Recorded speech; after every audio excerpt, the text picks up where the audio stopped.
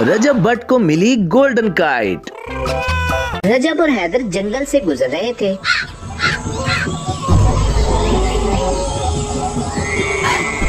यार भट्ट, वैसे माँ जी को जितनी जल्दी है तुम्हारी शादी की उतनी लेट होती जा रही है। अबे मेरे यार, इसका भी एक राज है। राज? कैसा राज भट्ट साहब? वो क्या है ना कि मैं सदका बहुत ज्यादा देता हूँ। लेकिन यार सदके का इस बात से क्या ताल्लुक? वो पागल, सदका हर बला को टाल देता है, तो मेरी जान शादी भी तो एक बला ही है ना। रजब की बात सुनकर हैदर हंस पड़ा। बड़ा ही कमीना है तू ऐसे। यार वैसे भी अभी तो एडवेंचर करने की उम्र है मेरी। रजब अभी बात कर ही रहा था कि सामने से एक उड़ती हुई चीज आ गिरी।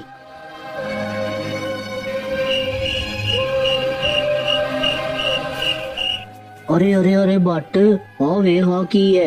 वो दोनों भागकर उस चीज के पास पहुँचे तो हैरान रह गए। वहाँ एक बहुत ही खूबसूरत गोल्डन काइट पड़ी थी। ओह वाओ, इतनी खूबसूरत काइट। रजब ने उस खूबसूरत गोल्डन काइट को उठा लिया। लेकिन यार बट, ये पतंग इन्हें वीरान जंगल में आ सकती है भला? ओए कद्दू, छोड़ इस बात को, इसको गाँव लेकर चलते हैं, खूब मौज मस्ती करेंगे। वो लोग गोल्डन काइट लेकर गांव पहुंचे तो सामने ही चाचा फजलू नजर आ गया। ओए बच्चों, ये क्या है तुम्हारे हाथ में? मुझे तो कोई सोने की चीज लग रही है। ओ चाचा, सोने दी नहीं बल्कि जिंदी जागदी पतंग है। तभी वहाँ पर चौधरी साहब भी चले आए। और रजब पुत्र है, मैनू पतंग जी लग रही पई है। चौधरी साहब, ये एकदम पतंगी है, ये हमें जंगल में मिली थी, हमने सोचा शुगल मेला ही लगा लेते हैं। चलो पुत्र, फिर लाओ तुसी शुगल मेला ते मैनू देवो इजाजत। चौधरी साहब और फजलू वहाँ से चले गए।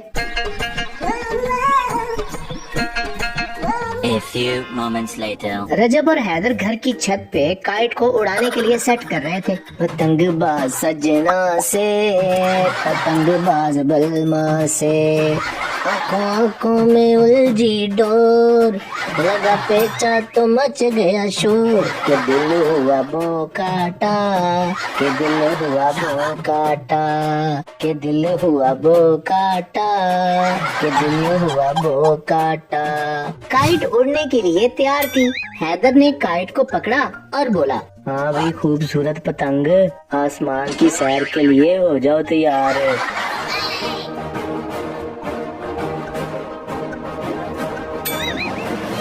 काइट थोड़ा सा ऊपर जाकर रुक गई और एक ही जगह पे स्टक हो गई।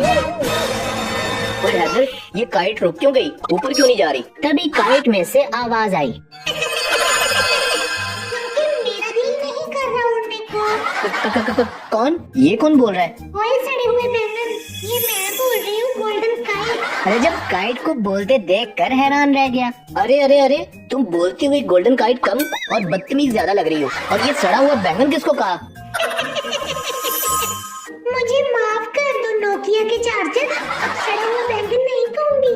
रजब और काइट की नोकझोंक चल रही थी कि हैदर बोला, यार आप दोनों लड़ना बंद करो। ए प्यारी काइट, तुम हमारे लिए क्या कर सकती हो? मैं तुम दोनों को एक एक चपेट मार सकती हूँ। अरे बहुत ही बदतमीज काइट हो तुम, हिम्मत है तो मारकर दिखाओ।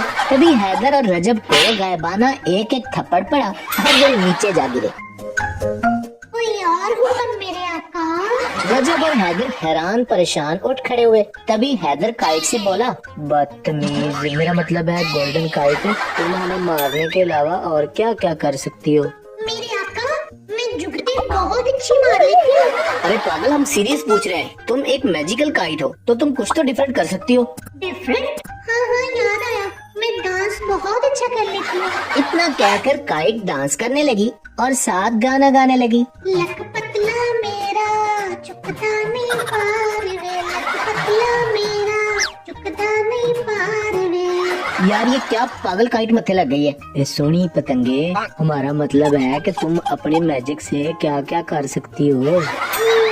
चलो भाइयों, मजाक हुआ खत्म। मैं तुम लोगों की कोई भी 2 विशेष पूरी कर सकती हूँ। रजब और हैदर काइट की बात सुनकर बहुत खुश हुए और रजब बोला, प्यारी काइट, तुम हमें बहुत सारी गोल्ड ब्रिक्स ला दो, हम गोल्ड हाउस बनाना चाहते हैं। इतना कहने की देर थी कि काइट से गोल्ड ब्रिक्स गिरने लगी और देखते ही देखते सारी छत सोने की ईंटों से भर गई।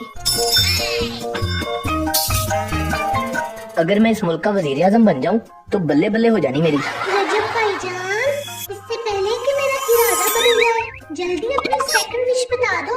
हाँ तो प्यारी काइट, मैं कह रहा था, रजब अभी बात कर ही रहा था कि माँ जी की आवाज आई। हुए बगैर तो तुम लोगों की इस पतंगबाजी ने सता लिया है मुझे। अल्लाह करे हवा के साथ उड़ जाए तुम लोगों की ये पतंग।